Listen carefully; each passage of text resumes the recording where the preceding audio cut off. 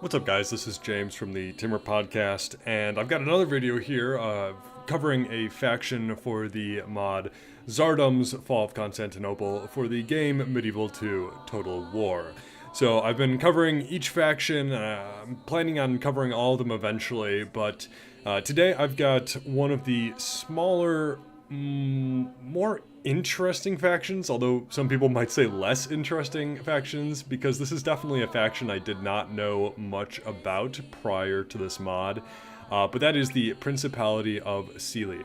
So this is a very small faction, similar to a lot of its neighbors in certain ways. It's kind of a hybrid faction of Austrian, Hungarian, Croatian, and even a little Bosnian influence all in one. So I know this is a faction that a lot of fans of this mod sort of hate. I've seen a lot of hate given to this faction on Discord and Reddit and whatnot, and I definitely understand that because it does seem somewhat like a cut and copy faction in that it doesn't have a lot of it doesn't really have any unique units. It's all borrowed units from Hungarian and German rosters. So I was not expecting to enjoy this faction, but I actually had a lot of fun with this faction in the campaign. It really surprised me. It shouldn't have. This mod is just that good that even the carbon copy factions are fun, but yeah, let's just get into this. So the year is 1448, of course, and you are one of the weaker factions, I would argue. You only start with 3 settlements here, and you can see that there's definitely a divide between your two provinces. You have a little bit of territory in the Hungarian plains, and then you have your main territory in Croatia and Slovenia and parts of the Holy Roman Empire and whatnot. So as far as background, interesting history for sure. I'm going to scroll through this in case you want to pause and whatnot, but this is an area that has long found itself kind of in between the Hungarian influence as well as Austrian and Holy Roman Empire influence. And then on top of that, of course, you have Croatian and Bosnian cultures right next door as well. So it's kind of a hybrid faction. But recently, a man, Count Ulrich II, has kind of built his own little kingdom here, and that is the Principality of Cilli. And he has a claim to the throne of Hungary. He has a claim to the throne in Austria, I believe, or at least parts of the Holy Roman Empire, and then he also has a claim to the Bosnian throne. So he really kind of built himself up and formed a little alliance between 20 or so other smaller states. And now he has, in a way, broken off from the Holy Roman Empire and the Hungarian Empire, and his own ambitions are allowed to run wild in a way. Historically, his main enemy was John Hunyadi of the Hungarians. They had a long-standing feud, and even though he did outlive John Hunyadi, agents of John Hunyadi's sons eventually killed Count Ulrich, and that eventually ended the Principality of Cilli. And that was in the 1450s, I think. So this is a very small faction historically, just emerged kind of out of nowhere and then disappeared after a decade or two. But it did lay some cultural groundwork for both Slovenia and Croatia, which is pretty interesting. So as far as your starting position, we have 3 settlements. We are Catholic, we are allies with the Serbians, and we are not at war with anybody. So the Serbians are they're somewhat nearby, not our next door neighbors, but fairly close, just on the other side of the Bosnians. And that's pretty much it. We'll talk more about the neighbors in a minute. For a long campaign, you need to hold 20 regions, including all of these, which, as you can imagine, are kind of surrounded all around your starting locations. And for a short campaign, you only need 10 regions, which is not a lot, but it is somewhat of a difficult campaign, I would say, just because your lands are separated and you do have a small territory. So strengths, strong all-around professional late era units. I mean, that's all true. You're just a hybrid of German and Hungarian units, and you're going to have strong units. I wouldn't be worried about that. Weaknesses, yeah, small territory. Definitely a small territory. A lot of your neighbors are, in fact, all of your neighbors are more powerful than you. There really aren't that many factions that are weaker than you, especially not nearby. So that's going to be your biggest weakness, is kind of overcoming that. And similarly, you are Catholic, all of your neighbors are Catholic, and attacking too many of them will make the Pope pretty angry at you. So that's about that. Let's jump into the campaign. Okay, so here we are on the campaign map, and as always, we are greeted with a little bit of historical background.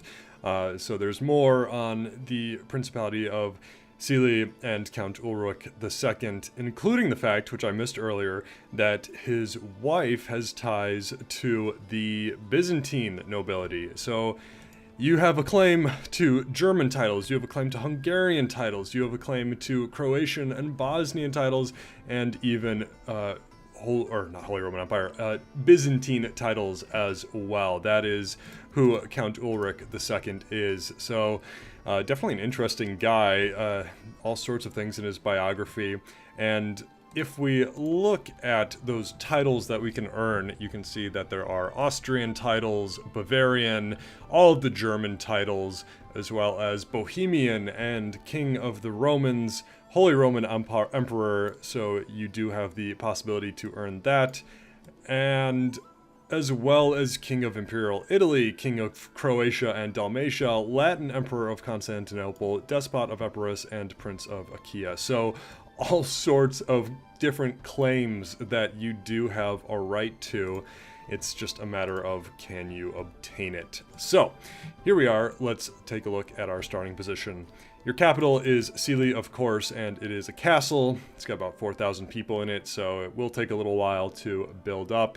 And you have a pretty good assortment of units that you can train right off the bat. So being that you are a small kingdom wedged between Hungary, Austria, and Croatia, that really reflects on your roster, which we'll look at later. But you do have access to some good crossbows, halberdiers, some great cavalry and whatnot, just a pretty standard German units. You start off with a garrison of some Pavis spearmen, a great unit, as well as some Soldaner polearm infantry. This is a mercenary unit available to anyone, but it's actually one of my favorite mercenary units just because they're relatively cheap, and they're not great, but they're solid for what they are. So you got a few of them, got some crossbows, and then some regional troops, which we'll talk about later, as well as some German knights, which is nice. So a pretty decent army right there. You've got a fortress up here, or a fort, so you get some free garrison. And did we look at our Prince Ulrich? He's actually got a pretty good amount of traits and retinue. So you can see that he's increasing the income here by over 500. So that's pretty nice there. Over here we have Andreas von Graben. He's got an interesting biography too. I haven't read everything, but pretty decent general. Definitely has some potential there.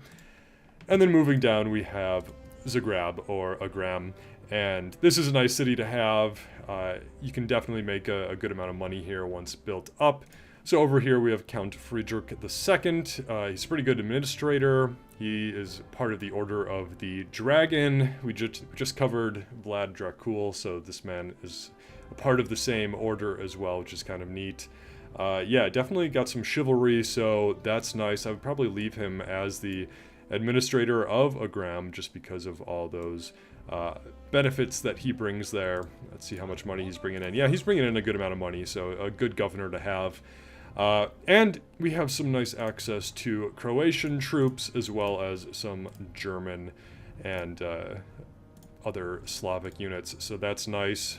In the city, we have access to some spearmen, some swordsmen, and some early Pavis hook gunners, which is another great unit to have in the early game. So yeah, some good potential here with your units. You don't have a full stack beginning down here, but you do have access to quite a few soldiers early on. There's another fort up here which you could put a unit in for free upkeep, as well as a fort in Hungarian land with some just basic militia spearmen. We also have another general here. Oh yes, this individual. This guy is actually quite interesting. He is actually a Hussite. So how he ended up here is quite an interesting story. There's his biography if you want to read more about him. But he's a really good general, and he has the potential to become even more powerful. That dread is very powerful. Any dread, especially the more stacked it becomes, can change entire battlefields because it causes soldiers to rout and whatnot. So keep an eye on that. He was my main general in my Cilli campaign, and definitely some good potential there. So that's it. That's pretty much all you start with over here. But you do have a third settlement up here at Pest. So obviously Buda and Pest are two cities built on opposite sides of the Danube, and they eventually grew together and became Budapest, as we call it in English. And so you do have control of the city of Pest. In it, you have more Pavis spearmen, you've got some basic crossbow militia, and again, some German knights. And inside, you've got a pretty decent administrator as well. So that's pretty nice. You've got access to some good troops right off the bat, including some early handgunners and some German heavy arbalestiers, which are pretty good crossbowmen. Probably the best you have available to you, and they do have that sharpened stakes ability, so I do recommend picking those guys up, especially if you think you're going to be attacked over here. You have a fort over here with no garrison, but that's nice. And then you've got a couple random forts around here. So way up here, near the Moravian and Bohemian areas, you actually have a small fort with just some spearmen here. Will it be useful to you? Probably not. I mean, there's really no reason to have these guys, but it is free upkeep, so might as well keep them. But I think it just kind of signifies that the League of Cilli was an alliance of 20 or so different smaller kingdoms, which came behind Prince Ulrich, which is it's a pretty neat way that they show that on this mod. And similarly, down here on the Adriatic coast, we have the fort of Tirsat, something like that, with, again, just a couple spearmen.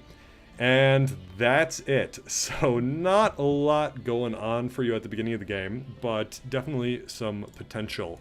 As far as agents, you've got a spy, you've got a diplomat, and you've got a priest. So let's talk about diplomacy. Diplomacy, your only ally is the Serbians. They like you quite a bit. And that is most likely due to the fact that the Hungarians are your natural enemies. You have broken apart from them. John Hunyadi is basically the blood enemy of Prince Ulrich, and because of that, the Serbians are natural allies to you, since they are also fighting John Hunyadi and the Hungarian throne. So that's nice that you do have an ally. The Hungarians obviously hate you. They're quite angry with you. Similarly, the Bosnians aren't big fans of you as well. You do have a claim to their throne, and they are allies with the Hungarians, so that makes sense. Everyone else is pretty much okay with you. The Austrians are a little upset with you just because, once again, you do not accept the Austrian claim to your people and your land, so they're not too happy with that. But other than that, no one really hates you. Everyone's somewhat okay with you. You don't have the best standing with the papacy, and that is historical. I want to say that the Pope actually really did not like Prince Ulrich due to some writings that Prince Ulrich published or something like that. I'd have to read up on it again, but yeah, be careful with the papacy. Being excommunicated is never a good thing in this mod. It really upsets your people, as is to be expected. So, that's that. Let's take a look at your neighbors. Let's turn off the fog of war. So, you can see that your lands are pretty much surrounded. As far as expansion opportunities, the only rebel settlement near you is up here in Kasovia, the city of Kassa, and I would not recommend going after it. It's pretty well defended by these Hussite armies. There's a few of them around the area, and they are really formidable armies. So even in the late game, it's hard to take these armies on if you're not prepared. So is it worth it expanding into this rebel territory? I would say definitely not, because you'll be fighting elite Hussite units, and then the Polish and Hungarians are probably going to attack you anyway. So I would just leave that there. The real question that you have is, where do you want to expand? Similarly to the Wallachians, you're kind of squished between two superpowers. Obviously, the Hungarians surround you on a lot of sides, but you also have the Austrians to your west.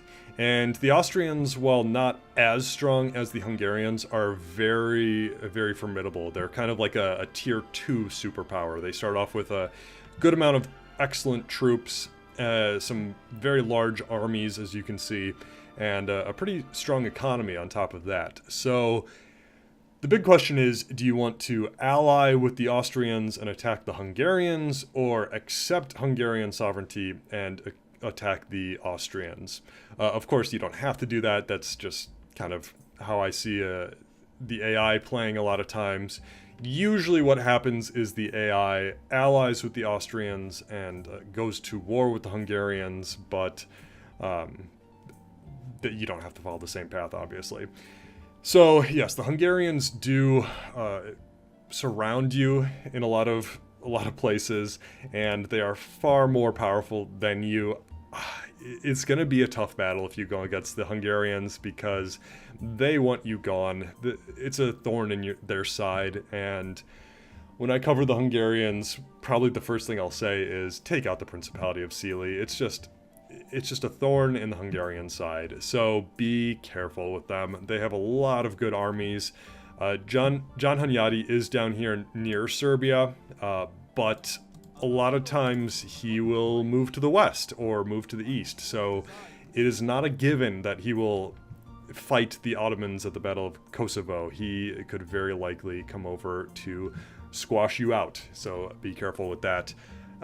Similarly, the Austrians are oftentimes busy elsewhere, fighting the Swiss or the Venetians, or expanding into Salzburg, but they too like to go after the Principality of Cilli. And it makes sense, because you are kind of separating their lands here, and I've played as the Austrians, and it's kind of annoying to have to march through Cilli lands. It can slow down your troops.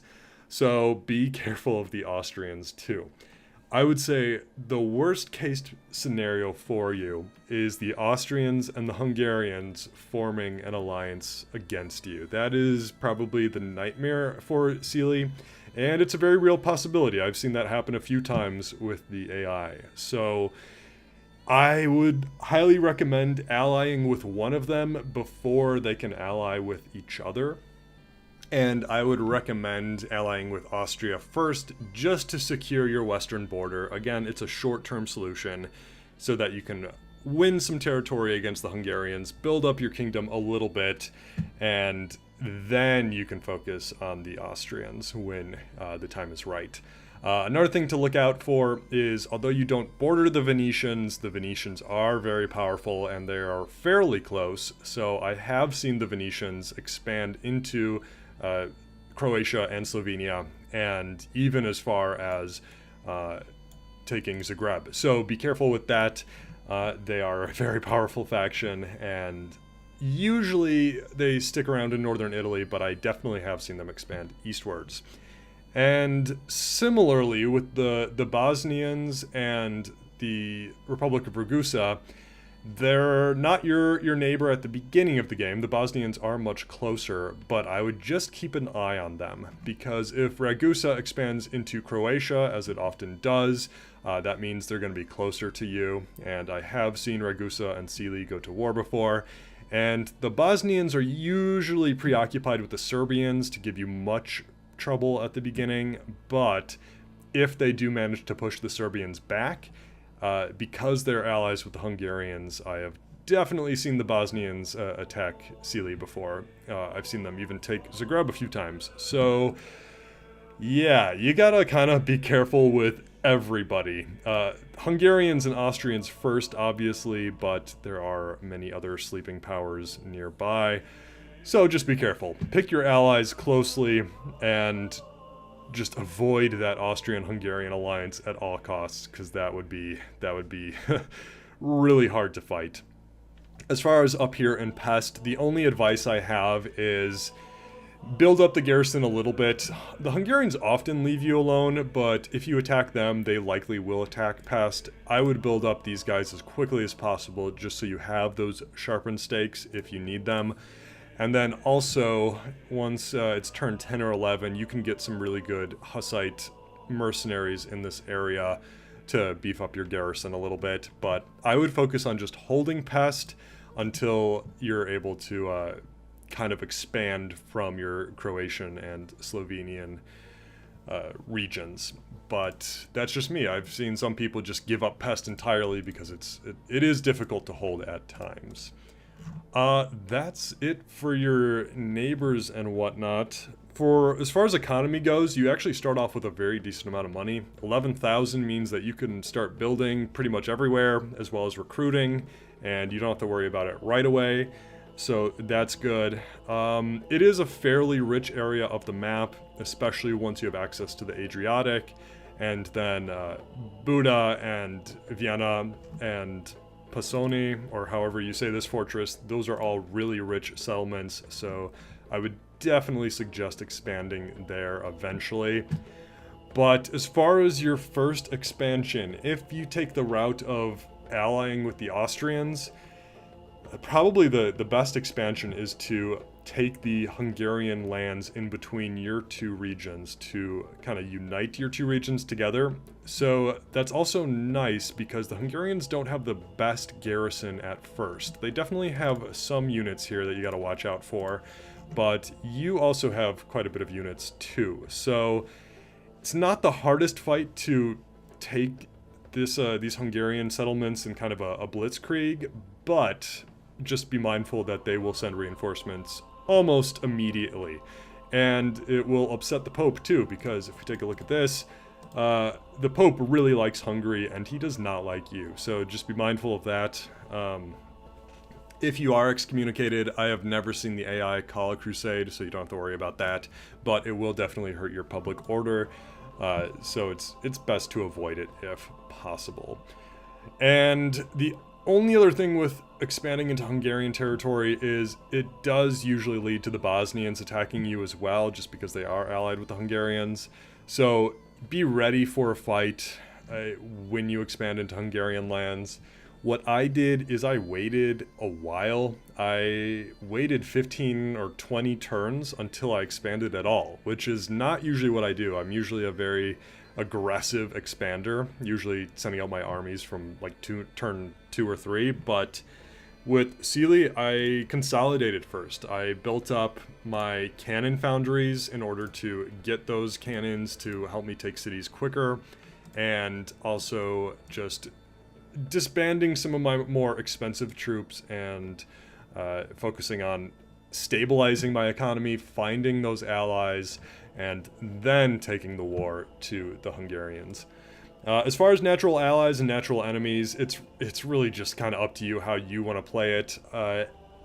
Any faction could be a natural ally depending on who you attack. If you attack the Austrians, I would definitely maybe ally with the Venetians or the Swiss, as the Swiss and the Austrians are often at war with each other.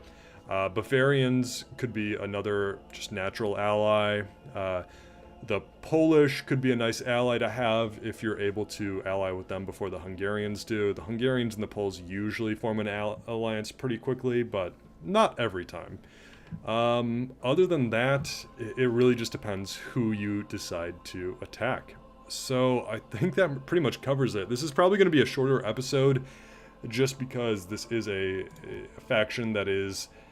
it's a smaller campaign. You only need those 20 regions. I guess I accidentally selected the short campaign, but you do need 20 regions, and most of those are down here in Croatia, and as well as the ones you start with. So I think that pretty much covers it.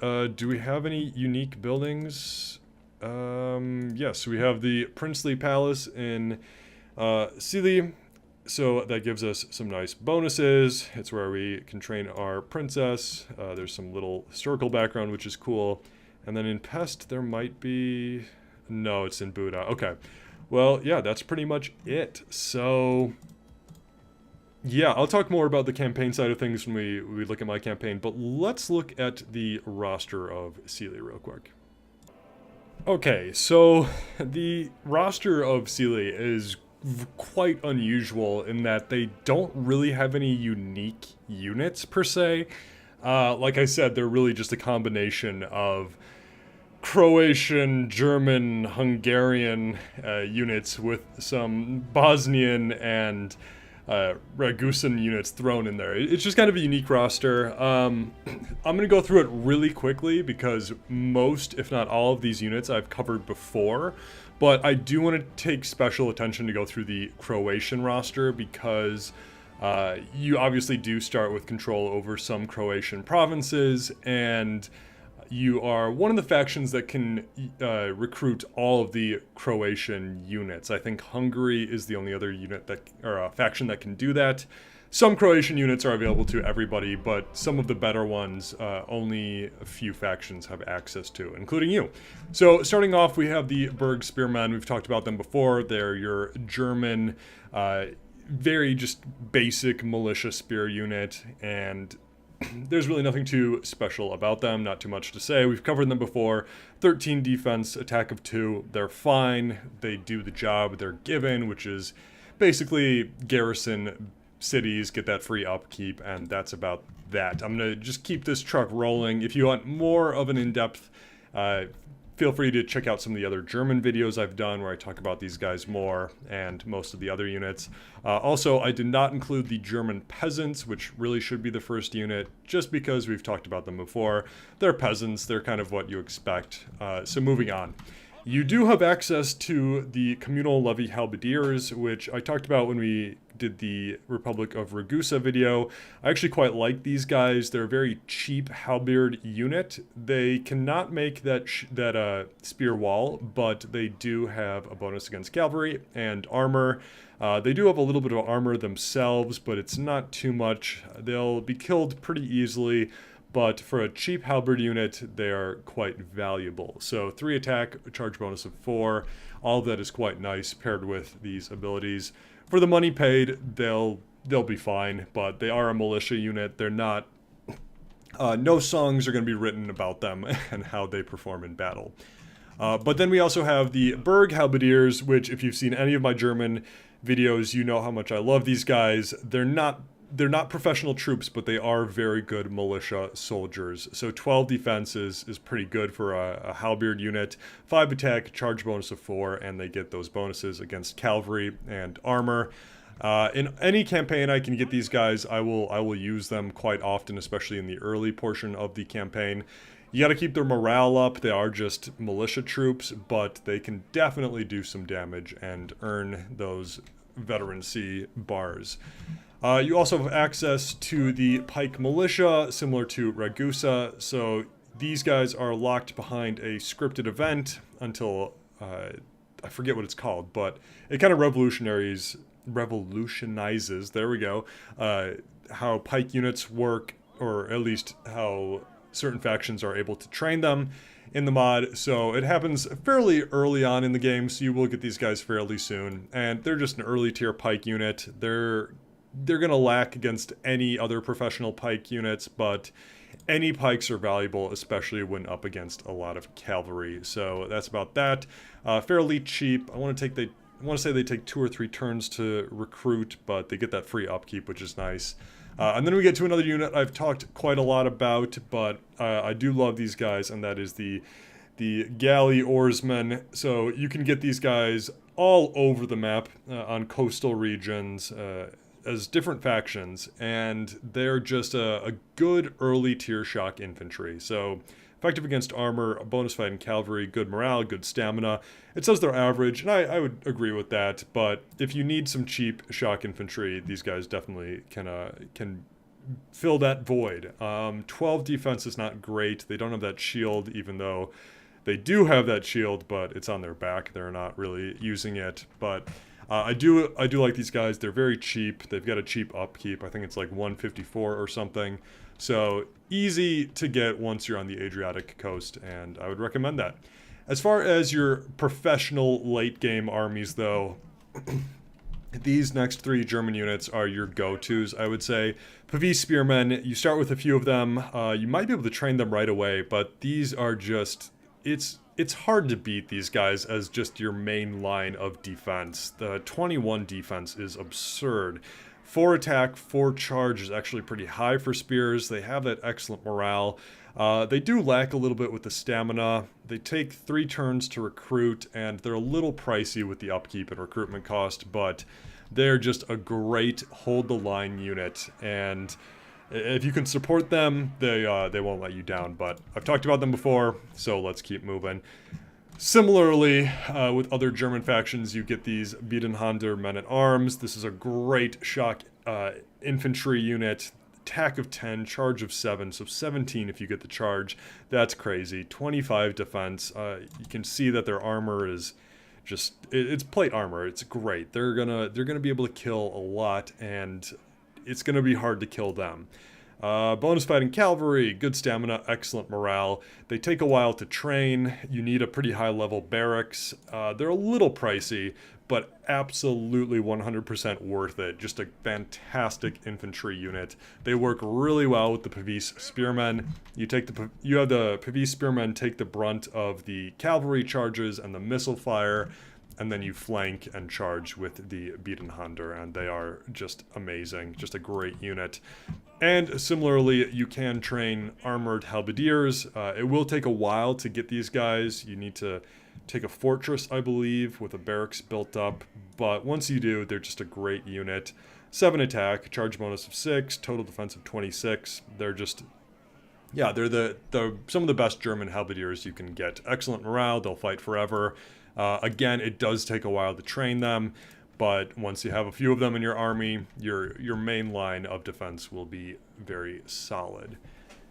As far as missile units, you have access to Pavise crossbowmen, which are just very generic Pavise crossbowmen. Good morale, long-range missiles, missile attack of 10, melee attack of 5, total defense of 15. It's like the most basic unit ever, but they're good. I mean, there's no arguing that Pavise crossbowmen are bad. They're a great unit. That 10 long-range missile attack will get you plenty of kills.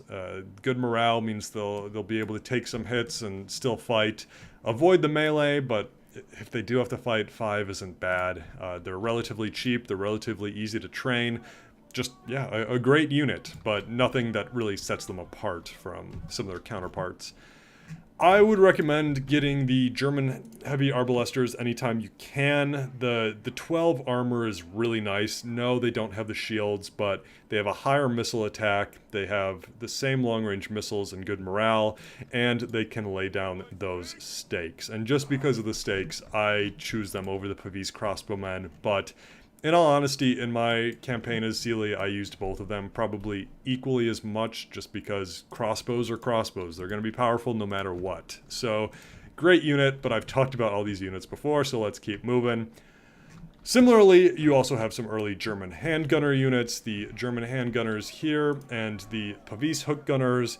They're somewhat similar in that they both have good morale, decent defense, and decent missile attack. Again, any handgunner unit is valuable, so choosing between one or the other, I haven't noticed too much of a difference in all honesty. The Pavise handgunners probably do better with their defense just because of that shield of 8, but then again, the German handgunners have better armor, so it's kind of down to playstyle or which unit you think looks better. But they're very similar, they perform very similarly, and they're both just solid early game gun units. So, that's pretty much it for your trainable from barracks units that are German in origin. You also have access to The early German missile units, I did not include them here, but your peasant crossbowmen, your peasant bowmen, and your Berg crossbowmen, I've covered them in other videos. I'll cover them again, so I just didn't want to include them here. And then you also will no doubt have access to various Hungarian units, a lot of lower tier militia units, but we'll cover those when I cover my Hungarian video. So I just wanted to keep things moving. So let's talk about some more unique units. First of all, you have access to the Kosesi, something like that, Axemen. So this is an area of recruitment unit available in these 3 regions. And you do start off with a few of them, I believe, in the campaign. But I actually really like this unit. They're not the best, but they do offer quite a bit for their price. So they're just a kind of an early tier shock axe infantry. Bonus fighting cavalry, effective against armor, all those benefits you would expect, but they do have good morale and good stamina, so they will last longer than a lot of your other militia troops. Total defense of 11 is pretty bad, especially since only 2 of that is armor. So any type of missile fire will destroy these guys for sure, but in the melee they'll do okay because they do have a 9 defense skill.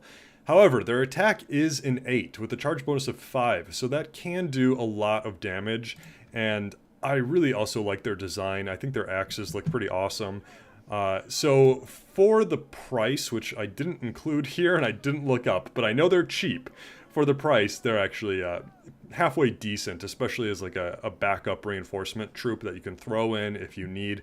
Just watch out for that missile fire because a 2 armor will definitely take casualties. And then I mentioned these guys on the campaign side of things, the Soldaner Polearm Infantry. This is a mercenary unit available all throughout like mainland Europe. Any faction can pick these guys up, but you start off with a few of these units as the Principality of Cilli. So I wanted to include them, and I do really like this unit. They're just a very, yeah, I would agree. They're a very average polearm infantry unit, but if you need to stop some cavalry and you don't have polearms of your own, this is a solid pickup. And unlike other mercenary units, they're relatively cheap. Their upkeep is 270, which is a little pricey, but in comparison to other mercenary units, it's actually on the cheaper end. So these guys will perform decently well. Total defense of 13 is fine. They don't have a shield bonus, which is unfortunate, but 5 attack, bonus against cavalry and armor, and they can form that spear wall. So they're a solid infantry unit if you need some more pole arms. Okay, so that is that for the rest of them, but now we get to the Croatian units. So some of these units are available to any faction that is in the Croatian area, but Cilli and the Hungarians, I believe, it is easier to train Croatian units as them. So when I cover Hungary, they have so many units to cover. I decided to include the Croatian units in this video so I wouldn't have to whenever we cover Hungary. So on the lower tier of things, we have Croatian Spear Militia, and they're very similar to just any other Spear Militia. Combat bonus in woods and cavalry, you get that free upkeep, 2 attack, 2 charge, total defense of 12, just very average all across the board, but they're cheap, they're good for garrisons, and that's really all they need to be. Now, there is another Croatian spear unit that is available. Unfortunately, you can't select them for custom battles, so I can't showcase them here, but I will show you when we go over to my campaign, if I remember, but they're just a slightly better version of spear militia, essentially, but they are better than these guys, so hopefully we can look at them. Next up, we also have Croatian Men-at-Arms. This is a nice little shock infantry unit. It says they're superior. I would say they're definitely decent units. So bonus fighting cavalry, effective against armor, good morale. All of that is pretty standard, but definitely appreciated for any type of polearm infantry. Total defense of 16 is pretty good, especially for early game. 9 armor is pretty good as well. 7 attack, charge bonus of 6. All of that is solid. And yeah, these guys, they will be outclassed later on in the game, especially if you're bringing units like this to the field. But as a cheap backup reinforcement unit, you could definitely do worse. So you can recruit these guys in Croatian and Bosnian regions. I believe the Bosnians can train them as well. But yeah, a very solid unit, and I would train these guys whenever you can. They're relatively cheap as well. And then the other Croatian unit, which I believe only you and the Hungarians have access to, but I could be wrong there, I'd have to check, are the Familiares Swordsmen. So I do like this unit. There are certainly better swordsmen out there, but for the price and for the availability, they're pretty good. So good morale, I would like to see that higher. I'd also like to see some stamina, but I'll take what I can get. Attack of 6 is a little higher than normal for swordsmen. I would say 5 is probably your average.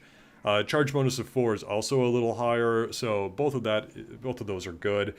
Total defense of 19 is respectable. Yeah, they will be outclassed in the later game, but you don't really have any sword and board units, so this is a good unit to supplement your forces with if that is your playstyle.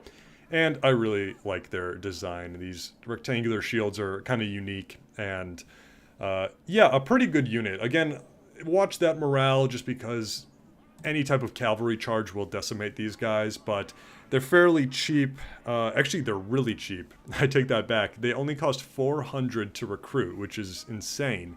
And their upkeep is 236, which again is pretty darn low for sword and board units. They are feudal, so you get free upkeep, which is nice. And yeah, definitely a good unit, but outclassed by some of your neighbors' units, I would argue.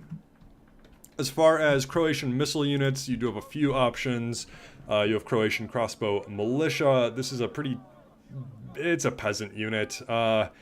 Despite having these helmets and whatnot, their armor is 0, so their only defense comes from defense skill, meaning with arrow fire, their defense is a 0, which they will be killed very quickly. Melee attack of 3 is pretty bad, but typical for peasant archers, and missile attack of 8 is pretty standard. So just a very standard crossbow militia unit. They are cheap, you can get them in Croatian regions, they get that free upkeep, but nothing to make them stand out.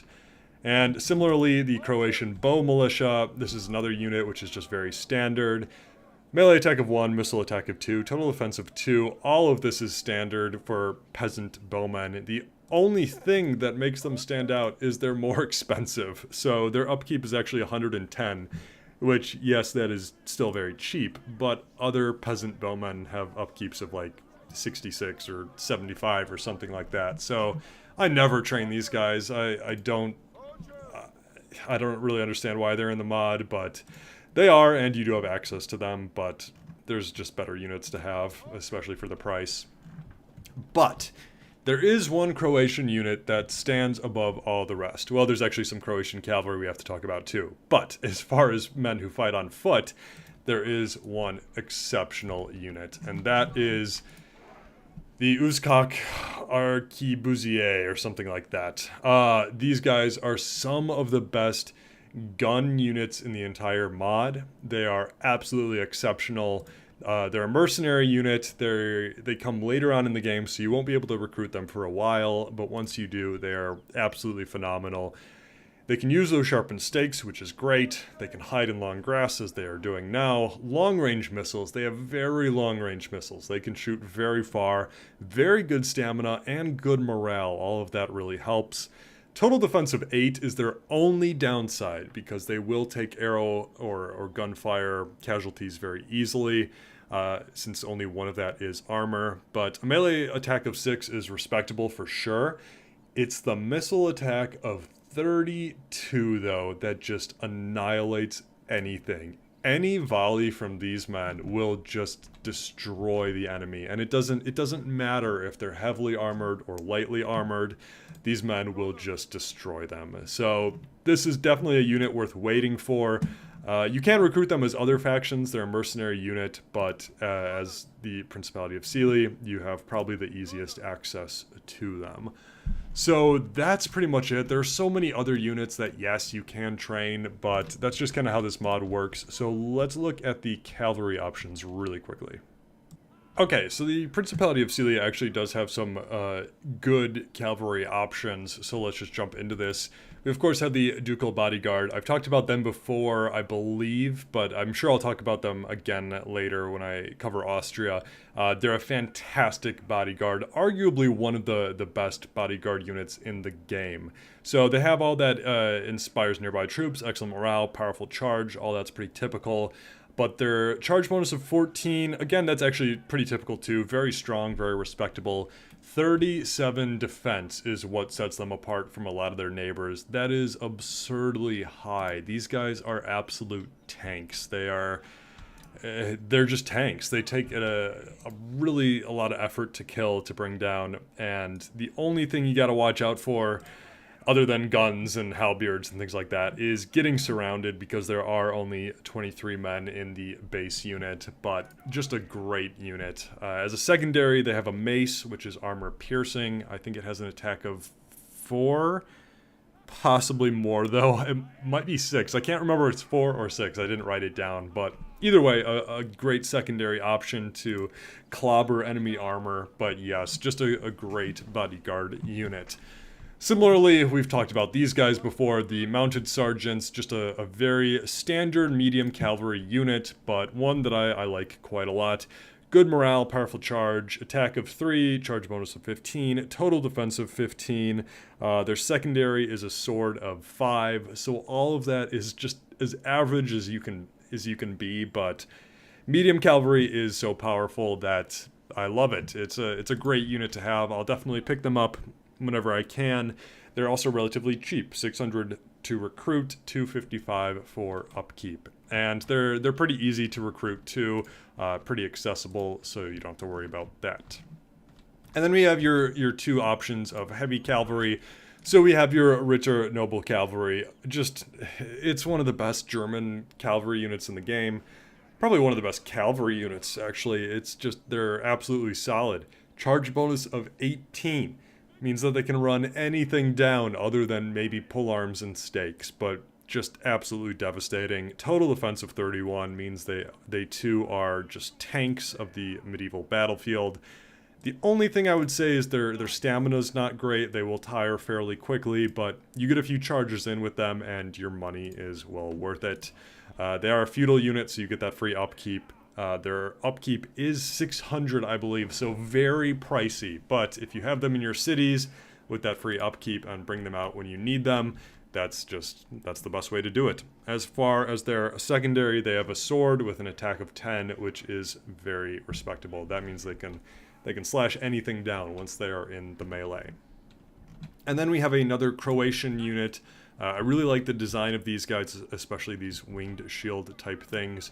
So the Croatian Banderium, this is a great heavy cavalry unit. They're somewhat similar to their German counterparts, but just excellent. So they are feudal, they get that free upkeep, powerful charge, excellent morale, charge bonus of 18, total defense of 30. Again, it takes so much to bring them down. Their upkeep is 500 or 600, but that doesn't matter. You use that free upkeep, bring them out when you need to, and they won't let you down. As far as their secondary, they have swords with an attack of 11, so slightly better than their German counterparts. Just a great heavy cavalry unit. And then, again, we've covered these guys before, but mounted crossbowmen, just a solid missile cavalry unit if that is your playstyle. Honestly, for me, I'll use mounted archers, but I'm not a big fan of mounted crossbowmen. That's probably just because I'm not using them correctly, but I would much rather just have crossbowmen on foot, but I should experiment with them more. They take 3 turns to recruit, which is a little bit much, but their upkeep is only 200, so very easy to get them out in the field, or to feel like they're worth it for their money. Missile attack of 8 is great, melee attack of 6, and charge bonus of 6. Those are actually pretty respectable for missile cav. Total defense of 11 is pretty low, but 9 of that is armor, so that is pretty nice. But we've talked about them before, so we're going to move on. Then you have 3 interesting units. These are kind of light medium cavalry in the hussar style, and I don't believe you can recruit them right away. They come at different points in the game, and they're all in the files, one of them is categorized as Bosnian, one is categorized as Croatian, and one as Hungarian. So let's take a look. First of all, we have the Bosnian Laka. I'm not going to try and say that. These Lancers, and they're just a great light medium cavalry option. So powerful charge, excellent morale, good stamina. Charge bonus of 15 is great, especially for a fast moving cavalry like this. Total defense of 14 is fine. That's pretty standard, but yeah, a great light cavalry option. And as their secondary, I believe, yes, they have a mace with an attack of 4, which is armor piercing. So that's a nice little added bonus, meaning they can take on some more heavily armored foes in the melee and definitely deal a little bit of damage. And for their upkeep, it is only 221, so a very cheap unit. Again, I think they're locked behind a script or possibly area of recruitment. I don't remember. I'd have to look at the files for that, but you do have access to them because I used them in my campaign. And then we have the Hussar Lancers. This is a Hungarian unit that is, I'm almost certain that this is locked behind a script, which gives access to it. So you won't get these guys until later on in the game, but they are absolutely worth it. Any Hussar style unit is great for hit and run attacks, for getting in those charges. These guys have very good stamina, they have excellent morale, they've frightened enemy infantry. All of that is just exceptional, like it says. And charge bonus of 15 is great. Total defense of 13 does hurt. Again, Hussars are usually very lightly armored because they want to be fast moving.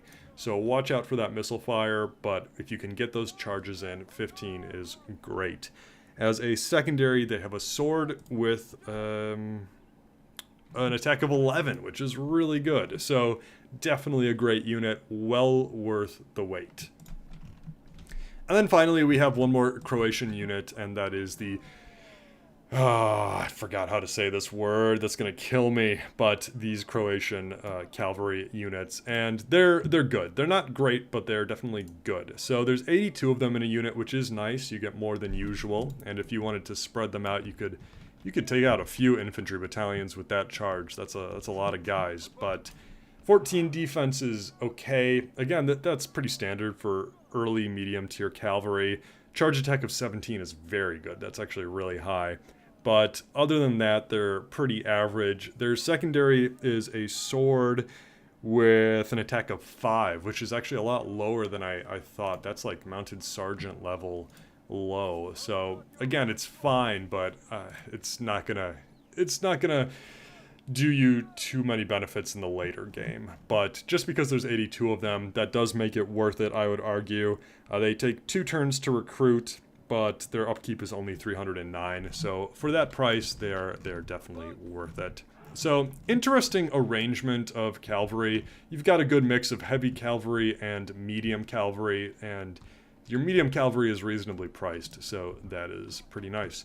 But that's pretty much it. There are so many more units I could cover, just because that's how this mod works, but I think I'm going to keep it at that. So let's jump into the campaign map and look at my most recent campaign as the Principality of Cilli.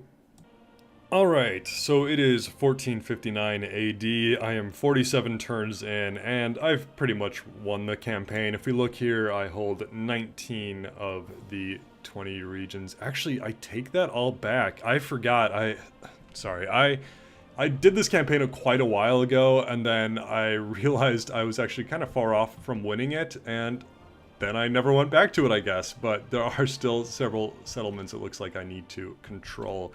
So we'll have to do that. But I'm pretty much done with it. I don't think I'll finish it. I'm close enough to be content with that.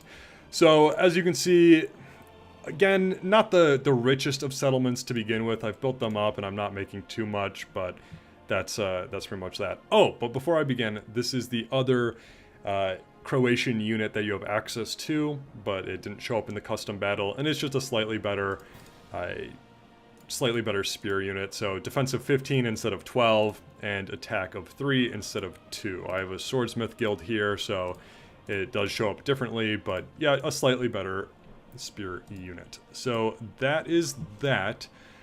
what I did in my campaign is kind of what I explained earlier. I allied with the Austrians, and then I expanded against the Hungarians. So I united both of my lands, I came up here and I took Buda, and that was basically it. I then made peace with the Hungarians, and they've kind of left me alone since then. So I built up my northern frontier. You can see I have access to just all your standard German and Hungarian units, but in Buda I can get those great infantry units, so that's why I wanted to include them. And then after that, I believe I broke my alliance with the Austrians. I kind of played in a scummy way, but... Or actually, no, I didn't. I take that back. It's been like a month since I did this campaign, so bear with me. But I bought these regions from the Austrians because I wanted to expand towards Venice. So we have been allies this entire time, and I have kept that alliance, but that's why the forts still belong to them, is I didn't want to backstab my allies. So I did expand a little bit in this region, and I went to war with Venice. So I took Pola, I took the city of Venice. I'm obviously making a ton of money there. Venice is a great city to take because it is a tough fight oftentimes, but just with that money, it's so worth it. And I can make just those Venetian colonial archers here, as well as some great naval units, so well worth it. Then I did get embroiled again with Hungary in a war. So I had to move down the Croatian coast, which also brought me in conflict with Ragusa because they had expanded in this area. But I did win. My best units are elsewhere, but yeah, I did take Croatia from Hungary. They usually leave it somewhat unoccupied, which was nice, but I did have to fight Ragusa, which was a pain because Ragusa usually has a lot of good units. But we're at peace now, and I was able to focus elsewhere. So I pushed the Hungarians back to the Danube. We are at peace once again. I've got just some kind of basic militia units just in case something does happen. But then, like I said earlier, the Bosnians attacked me because they were fed up with how I was treating their ally. So I am currently at war with the Bosnians, and I've pushed them back a little bit. I'm now really in the heartlands, aiming to take their capital from them. And here, this is where my best forces are. So this is my general who has done all the conquering for me. I've got some good infantry, some decent crossbows, and some halberd and wagon forts, which is nice. So, pretty good force here. This looks like it might be a bit of a tough fight, but I think ooh, that's a pretty good garrison there. That's some good units, but hopefully I can take that. I think I should be able to. Actually, I might need some reinforcements, though. We'll see. Again, I might not finish this campaign. I did enjoy it for sure, just because you do have access to several different types of rosters. You can see here I've got Hungarian units. I can train more of those at Buda. They're just militia tier, but it is kind of nice. And that's about that. I called a crusade over here in Italy, so that's why we have Albanian and Hospitaller armies just marching through my land, which is kind of funny, but yeah, I'm really not concerned. I think either I'll make peace with the Bosnians and expand against the Hungarians again, or I will continue to push against the Bosnians if I decide to finish this campaign, but honestly, I probably won't. It was...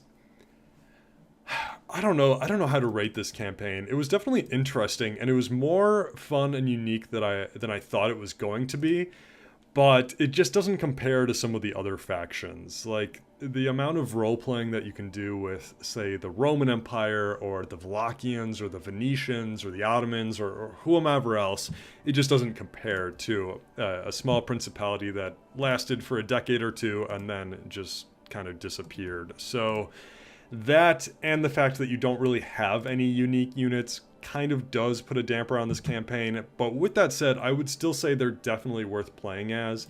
It's a part of the map that I really like. I really enjoy this part of the map, especially down here in Croatia. I think there's some pretty good battlefields that are fun and unique, so I would recommend that. But other than that, I think that's pretty much all I have to say.